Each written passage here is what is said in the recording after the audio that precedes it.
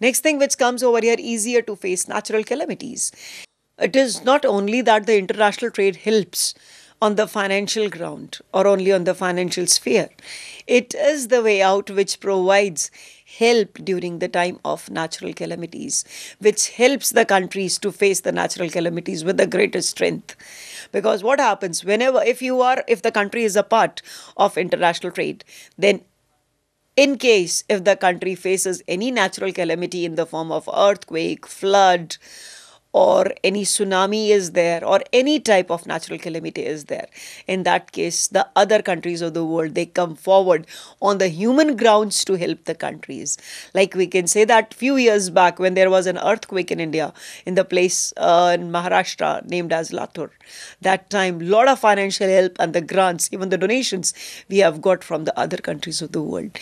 And we are thankful to the countries, those who have provided us the help, not only during the time of an earthquake, but we have got a financial help during the time of tsunami, when we had the tsunami on the shores of the southern India. It is not only this, the recent example which we can quote over here in the case of Japan. Japan, although it's in a highly developed country of the world, but recently it faced an natural calamity in the form of an earthquake.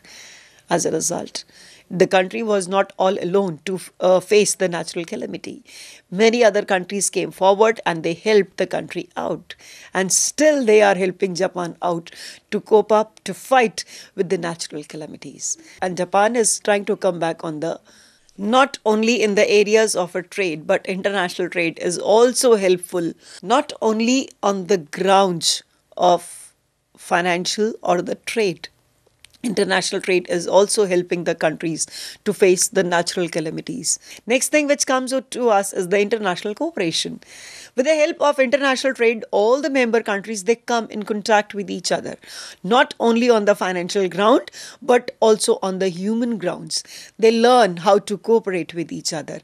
They learn to understand the problem of each other. For example, we have in India, we have a SAARC. SAARC is there, and even that NAM is there. Many things are there that which are responsible. Even for the ASEAN countries also, they have a group. Why? Because these countries are located in one region and they are helping each other. Till now, we have discussed all the advantages and the, we can say that, benefits of the international trade. But we have the other side of the coin also.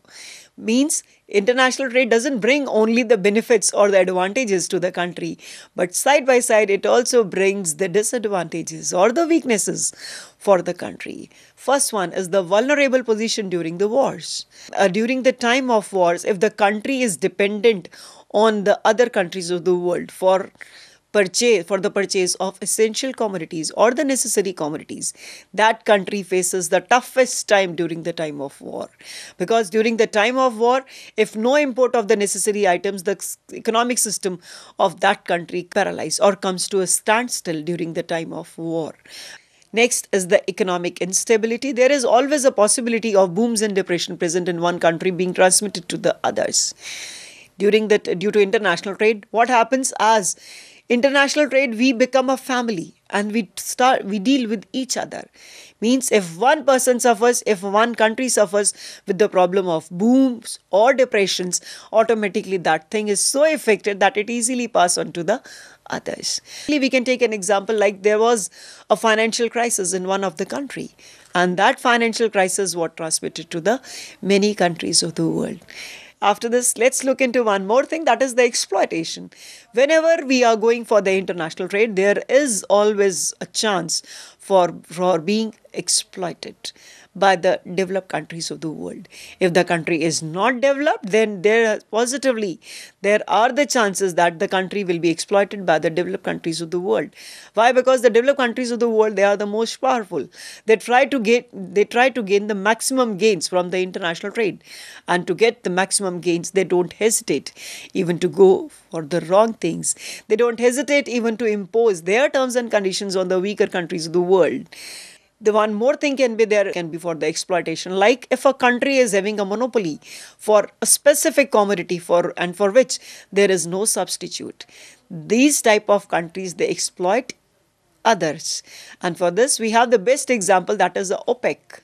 OPEC. OPEC is the one who is having a monopoly over the production of crude oil in the world.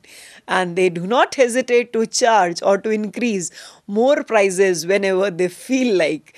And other countries, they have to follow the price which is decided by the OPEC, because there is no substitute for the crude oil. And every country of the world needs crude oil, because without crude oil, the economy comes to a standstill, starting from the transportation to any other thing. That's why we listen to their demands. Next is dislodging of the domestic industries. International trade negatively affects the domestic countries also. What happens if the country is a part and parcel of the international trade? It tries to import or purchase the goods from the other countries at the cheaper rates. Cheaper rates, those goods may be produced within the country at less prices. And remember one thing over here: whenever the goods will be produced at the domestic level, the quality may not be good, matching the international standards. There is a chance that the price of the domestic product may be a little bit higher than the international product. And as a result, these domestic industries, these domestic manufacturing units, they may be out-competed by the imported goods, or they are just neglected even by the domestic consumers because of the quality and because of the prices. And as a result, there is a dislocation, there is an end of domestic industries and unemployment also of the resources, because domestic industries are the industries which provide maximum amount of employment to the people. If the domestic industries won't be there, from where the employment the people will get? Next, exhaustion of the natural resources. Natural resources are exhausted in the international trade, due to international trade, I must say. That all the natural resources, they cannot be replaced by any of the country, by any man-made effort. As a result, there is a shortage. There occurs a shortage of the natural resources. And as the shortage of the natural resources occurs, the industrialization of the countries which are involved in the international trade may be adversely affected, may be negatively affected, because no natural resources, no industries which are based on the natural resources. And no industries based on the natural resources means more unemployment, poverty. If these two things will be there, then how the economy will develop, or how the economy will survive for the longer duration? Next thing is the lopsided development.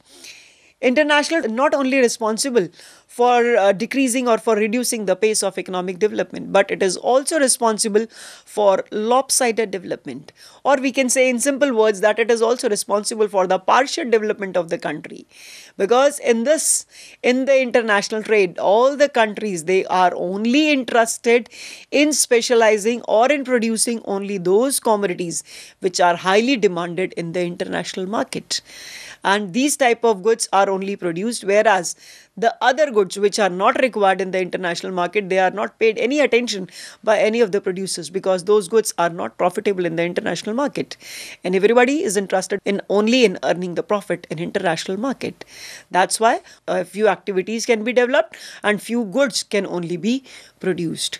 The goods which are not required in the international market, they can never be produced. Although the goods may be highly necessary, then also the goods will not be produced. Next thing which comes over here, it is also responsible for the import of non-essential commodities. Now what happens that as the international trade comes in the picture, the standard of the living of the people increases. And as the standard of living of the people increases, they start purchasing number of things, that too at the cheap prices. This is the advantage. A disadvantage is that once our standard of living improves, we start purchasing more things. Sometimes even we purchase the things which we don't require. And not only this, the people of the underdeveloped countries of the world, they try to copy the consumption habits of the people of the developed countries of the world. As a result, they purchase only those commodities which are for the show off, which are only just for showing off the status and the wealth. They don't pay much stress on the necessary items.